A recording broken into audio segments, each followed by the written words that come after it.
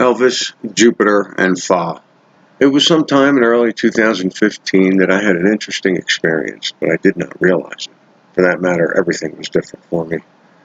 I just was not aware of what was happening, or at least I had no theories as to why I was noticing impossible changes and then justifying them away by any means possible. As I have come to realize, most people do this without even realizing it, and probably do it all the time. My roommates were just that way. They broke my balls at every turn.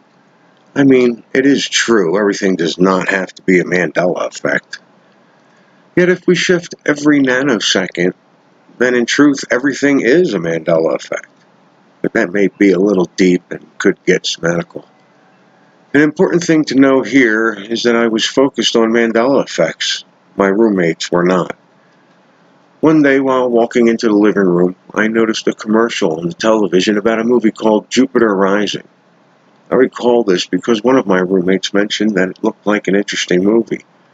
At this time, I still believed in outer space and enjoyed science fiction. It could have been the next day, but more likely a week or two went by when I saw the same commercial, but the movie was called Jupiter Ascending.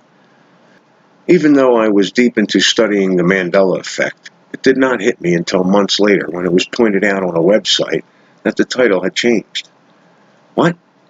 Why was that? Why did my mind instantly try to justify this misunderstanding in my head? Why wouldn't I have immediately thought it was a Mandela effect? I would think I should have, but that was not the case. I just went about my business like I never saw it. Is Elvis Presley still alive? This experience brings the whole idea back to life, along with a twist with the Paul is dead myth. But back to Elvis. I was working in a small casino in Colorado. On one particular day, I was dealing the game of craps. The game was dead, meaning it had no players, and a song came on that I never heard before, and I thought it was pretty catchy. As I was listening, it occurred to me that the singer in the band sounded like he was trying to sound like Elvis Presley. Then I thought, no, he just sounds like an older, more mature version of Elvis. So I said to one of the other dealers on the crap game, hey, this guy sounds a lot like Elvis. Well, one fellow employee thought that I was joking around as he started laughing while he spoke, saying something to the effect like, you're kidding me, right? This is Elvis. This is one of his biggest hits. Now, I was sure this song was not one of Elvis Presley's biggest hits. It could have slipped by me, I suppose, but surely not a big hit. My father was a big Elvis Presley fan. Any time we talked about music, I spoke of the Beatles and he spoke of Elvis. I am quite sure I've heard everything Elvis did, even if I was not trying to. I even have some memories of watching a movie, or at the very least, walking by the television while one of his movies was on. To me, Elvis's biggest hits were Jailhouse Rock and Hound Dog. This song that was playing on the casino floor was way too produced to be an Elvis Presley song. I looked at my fellow employee thinking he was kidding, and I asked him what the name of the song was, and when it came out, he responded with a statement that threw me for a loop. I do not recall the name of the song because my brain was scrambling for answers. He said that it was the song on his last album and that it was released about a month before he died in 1977. Now this I could not understand for sure. The whole idea of Elvis Presley dying in 1977 was extremely bizarre to me. It just was not possible. In the late 70s, probably 1979, I watched a documentary-type movie on television about the life of Elvis Presley. I clearly recall the end of the show having words pass across the screen, filling in the end of his life. The information I took in as a 14-year-old boy has always stuck in my head. What I read on the screen was that Elvis had a heart attack on stage in Las Vegas, and he was pulled backstage where he died in 1972. I am absolutely sure that I have memories not just of this television program, but of Elvis dying in 1972. I never knew how he died before watching this program. That is not something my father and I would have discussed. I feel that this is why I had such a strong memory of this show and his death. Since this experience, I have spoken to others about these memories, and after 2 years, only around 5 other people had also believed that Elvis Presley died in 1972. I was affected by this thing called the Mandela effect, yet I did not know it. I started to notice strange things. At the time, my mind was still justifying the Mandela effects away. I was studying them, and I had been affected by them, but nothing was 100% as of yet. So I would easily justify these changes away with misremembering something. The word confabulation has been kicked around the Mandela effect community for over a year now, but at the time it had not surfaced yet. As I was walking down the street one afternoon in a city just outside of Denver, Colorado, frantically looking for some place to eat, a large truck rolled by me. Looking up and making sure I was out of its path, I noticed that the Pepsi logo was different. I immediately assumed they changed their logo.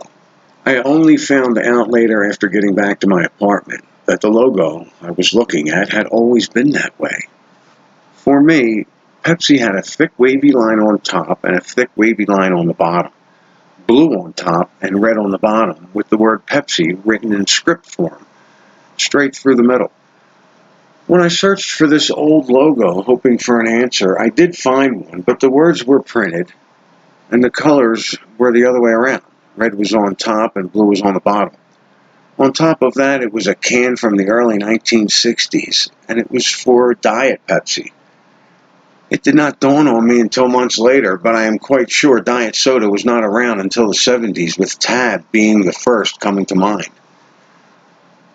This same day, I walked by what I believed was a Chinese restaurant. It was called Pho, and I was definitely pronouncing it wrong.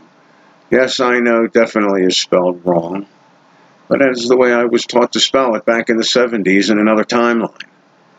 It turned out to be a restaurant featuring Chinese, Vietnamese, and Thai food. After talking with some of my friends, I was a bit embarrassed as they told me pho was bone soup and it has been around for quite some time. For me, it showed up in 2015. I had another unknowing experience around this time. My path to work was very routine, and there was a convenience store that I frequently visited. Next to this store was another store that I had never went into, but the sign always caught my attention because it was old, worn wood. It really needed a coat of paint badly. One day I was driving by the stores and I noticed that the sign was new. It was plastic and all lit up. I thought nothing of it except that it was about the same time they changed their sign. The very next day, the old worn wood sign was back like it was never replaced.